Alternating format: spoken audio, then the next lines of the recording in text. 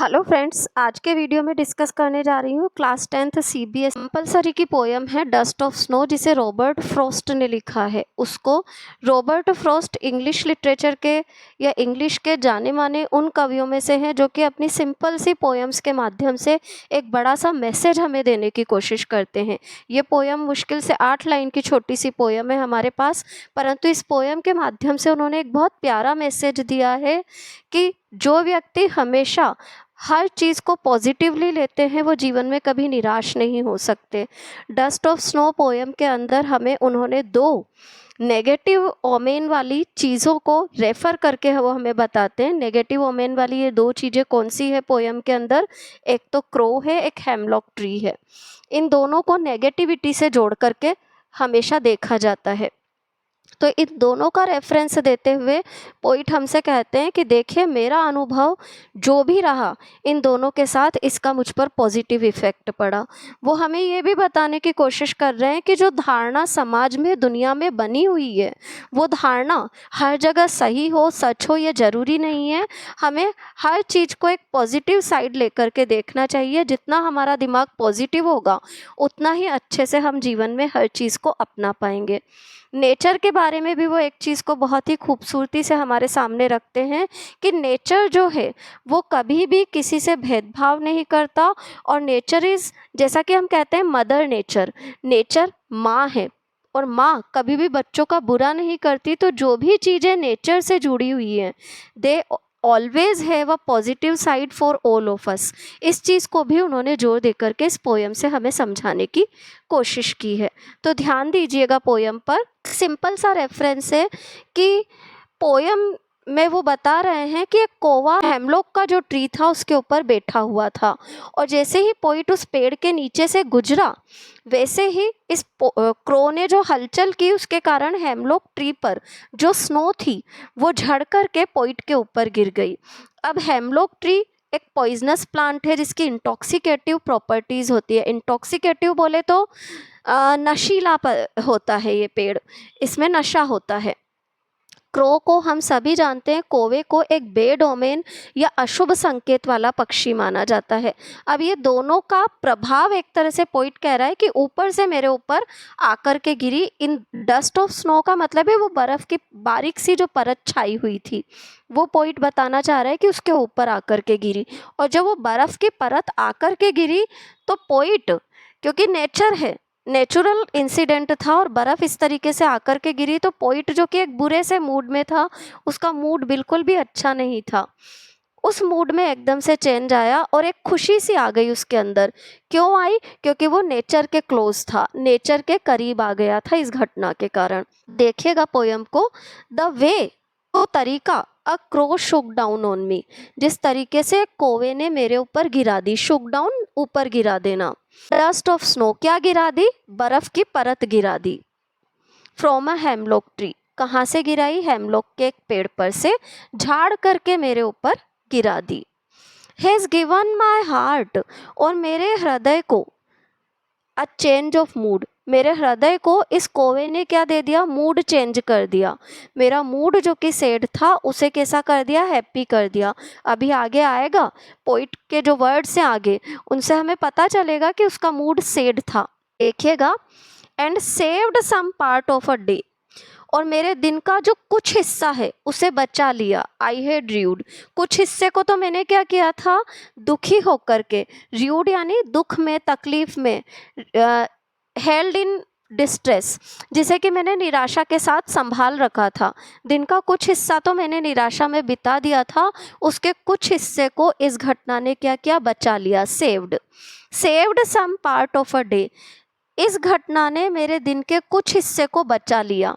वो दिन जो कि मैंने कैसे बिता दिया था? थोड़ा तो दुख में, तकलीफ में या निराशा में, उसे इस घटना ने बचा लिया।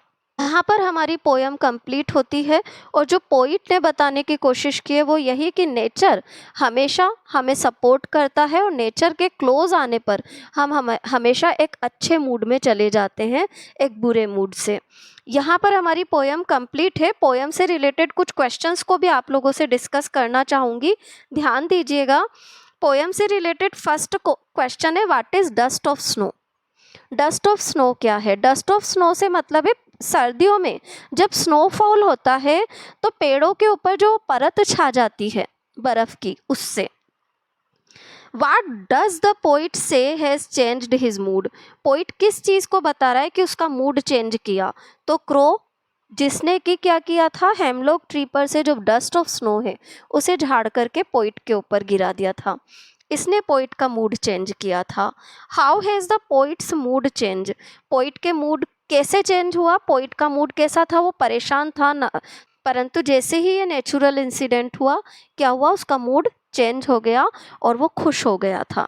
सेकंड क्वेश्चन है, how does Frost present nature in this poem? Frost ने नेचर को किस रूप में प्रस्तुत किया है इस पोयम में? तो फ्रॉस्ट ने नेचर को इस पोयम के अंदर एक पॉजिटिव एटीट्यूड के साथ प्रस्तुत किया है। वो बोलता है कि नेचर जो है वो हमारे लिए मदर है, और हमारी मदर के तौर पर नेचर हमेशा हमारे लिए कुछ पॉजिटिव ही करता है। द फॉलोइंग क्वेश्चंस में help you to think of an answer.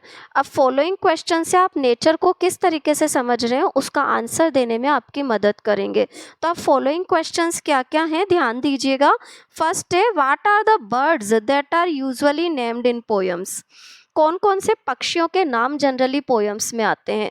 तो जनरली जो पक्षी पोएम्स में आते हैं वो होते हैं कुक्कू बर्ड, या फिर पिकॉक, स्काई लार्क, इस तरीके के बर्ड्स होते हैं जिनके नाम जनरली पोयम में आते हैं। क्रो का भी आता है, पर to show a bad women.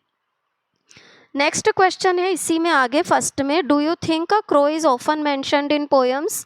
आप सोच सकते हैं क्या कि क्रो को भी मेंशन किया जाता है? हाँ, क्रो को मेंशन किया जाता है उन पोएम्स में जिनमें कि कोई बेड ओमेन शो करना हो। जनरली वो पोएम्स जो कि गॉथिक या भूतिया साइड्स को शो करने के लिए लिखी जाती हैं, उन पोएम्स में क्रो, आउल, इस तरीके के पक्षियों को रेफर किया जाता है। ये चीज़ ध्यान रखिएगा।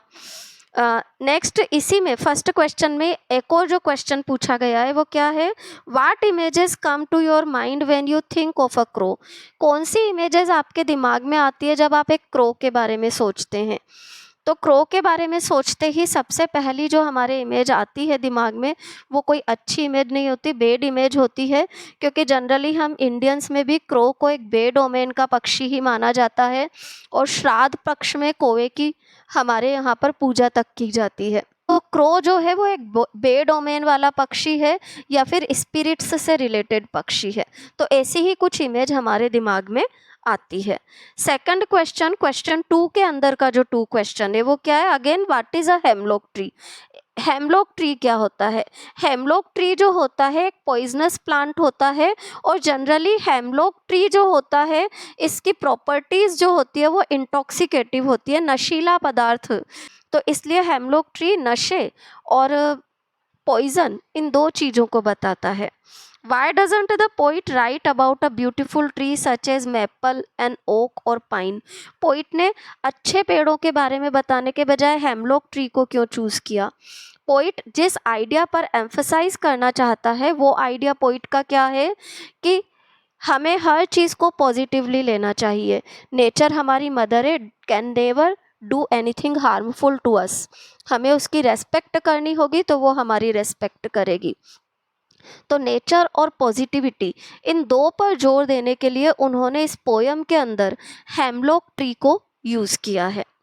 थर्ड क्वेश्चन देखिएगा, what do the crow and hemlock tree represent?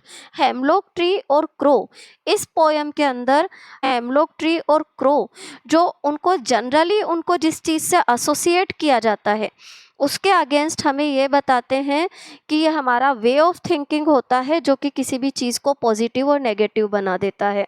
तो क्रो और हेमलॉक ट्री यहाँ पर नेगेटिव प्रॉपर्टीज़ के साथ नहीं है, बल्कि क्योंकि उन्होंने एक पॉजिटिव मूड पोइट के अंदर क्रिएट किया है, तो they are showing positivity in the poem.